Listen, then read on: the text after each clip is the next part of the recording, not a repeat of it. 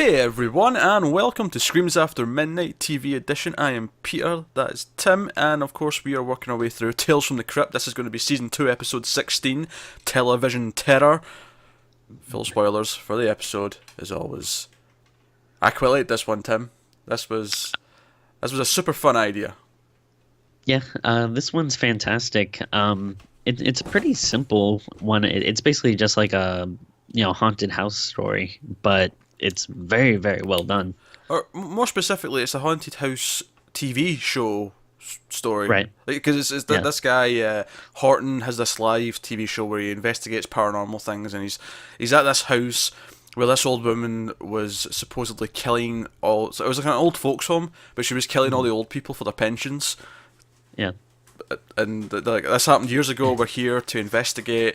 We're going to go in with a camera, and he's got a big long-haired, goofy camera guy, and they go in, and the kind of key characteristic is though is that he's a complete dick. Everyone hates him. Oh yeah. His producer hates him. His director hates him. They all hate him. They're all like, Mm. just chatting shit about him while he's like performing, while he's doing it live. They're in the control truck, the TV truck, Yeah. just tearing him to shreds. They hate him because he's such a smug prick.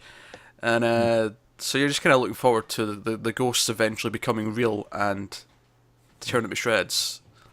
Yeah, and that's one of the great things about it. All like the behind the scenes aspects makes it, very fun. Like it's great when you're actually seeing, him on the show. It feels very like 90s kind of I don't know what you call them. It was like exploitation kind of or just like goofy, exploring paranormal shows. Yeah, it was kind of like reality TV before we had what we think of now as Yeah. reality TV. Yeah.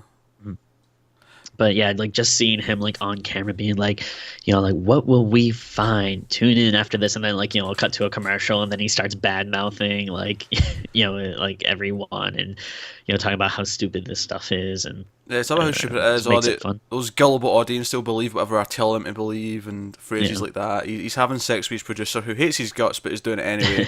And yeah, he's like, "Oh, just because you're sleeping with me doesn't mean you always get ahead in this business, honey." And he sort of like really condescendingly just sort of yeah, pinches her on the nose, and it's like, this guy is a straight grade A prick. I cannot yeah, wait for his demise. And sure enough, ghosts come at him with a chainsaw, scare the crap out of him. The ratings are going through the roof apparently, yeah, as this is happening. So in the truck, they decide to let's just leave him in there. This looks fine. And he ends up getting thrown yeah, out the window and like hanging by the cable. And yeah, that's the sort of the end of the show. To which, of course, the Crypt Keeper makes some puns about hanging around and dead TV and all the rest of yeah. it. But that feels like a nice little bit of justice, like at the end where they're kind of talking with the producer, like, should we send security guards in, or, like, what should we do? And then, the other producers or whatever telling her the ratings are going through the roof, and you see her just kind of smile a little bit, and she's like keep them in. Yeah, just leave him in there. It's fine. Yeah. He's an asshole. Just leave him. Yeah. So that's pretty much the gist of the episode. It's really simple, but really fun, and all the stuff for them. It's funny as well because someone who's actually had a bit of a live multi-camera TV training. Like I've actually, when I was in university, we had like an actual live TV sort of set up with Oh, the cool. gallery and multi-cameras and a studio and all that. So just them like panicking and cutting to other cameras and you know having the commercial run a bit longer. Like I've kind of got a bit of experience with that to an extent, and Oh, cool. just some of it. Some of it works, although for the life of me, I cannot understand. And I get that they just do this because it makes the story work, but for the life of me, just in a real world setting, I can't imagine why you would ever want to do this live. This does not feel like a show you should ever do live. Yeah, that feels a little strange, although I would say maybe it's something that was more common in that time period, like, Oh sure. in like 90s and 80s and stuff. I feel like that was kind of a selling point, though. Like they had was that famous Geraldo Rivera thing where he like opened Al Capone's vault live or whatever.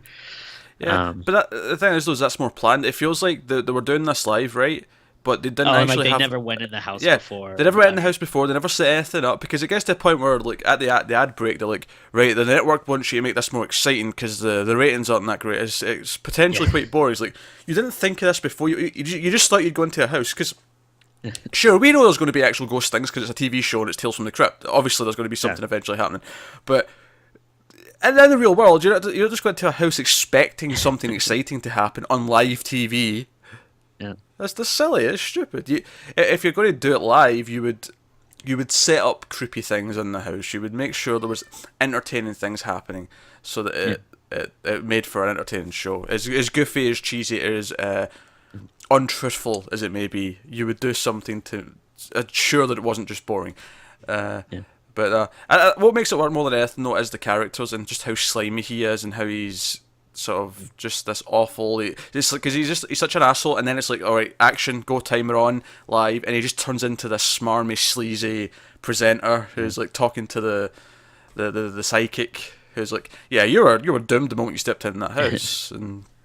Yeah, and I love the psychic. I thought he works really well as both like the kind of person you would see on that TV show, but also the kind of person that we would expect on the TV show we're watching.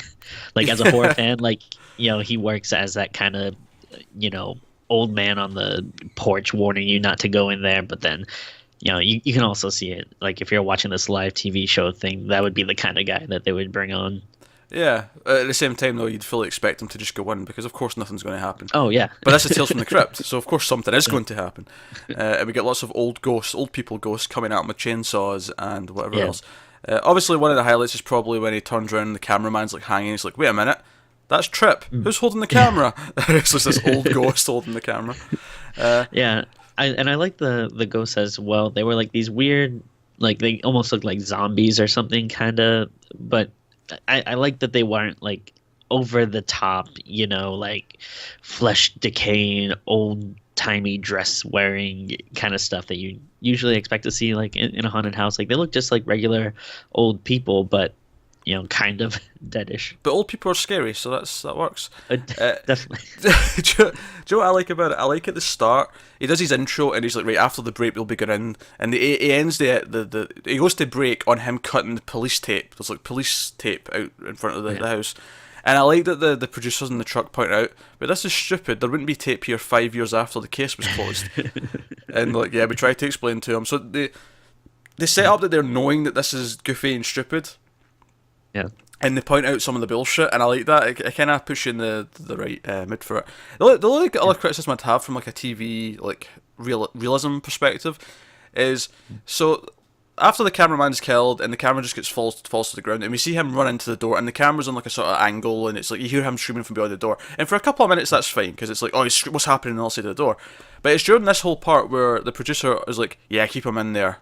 This is great TV. And I'm like, well, sure, but but we're not seeing anything. Like the people at home are literally just seeing a door now. The camera's there until he comes out the window, and they've got a camera outside to catch him falling. Yeah, you don't see anything. So I'm like, shouldn't you be like sending in like 3 cameramen or something just to make sure you're catching footage of things? But yeah, whatever. Yeah, that's a good point.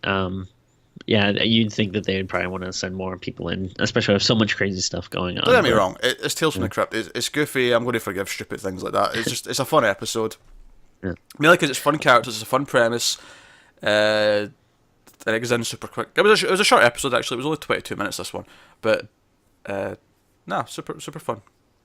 I love that the like main ghost at the end of the old lady has a chainsaw, which like I assume. But why? Yeah. Why does she have a chainsaw? I assume this lady that was killing people, like, you know, I would imagine she'd be doing it. Like, they show him push some people down the stairs and stuff like that, and I can see that and, like, poisoning, but, like, chainsaw just seems so. Yeah, we see a quick cut, top. I think, of her stabbing one of them as well. Like, when he opens a door, you see her stab someone, just like a quick flash. Yeah. And, cats are frightened. Okay. But no, I feel bad that this is going to be a short video, but honestly, it's pretty straightforward. Well, once they get in the house, I actually really like as well that the cameraman's got a big light on his camera, and that's the only light source. And I'm sure they're cheating a little bit and accenting it here or there, but for the most part, it looks like it's just a light coming from his camera. Yeah.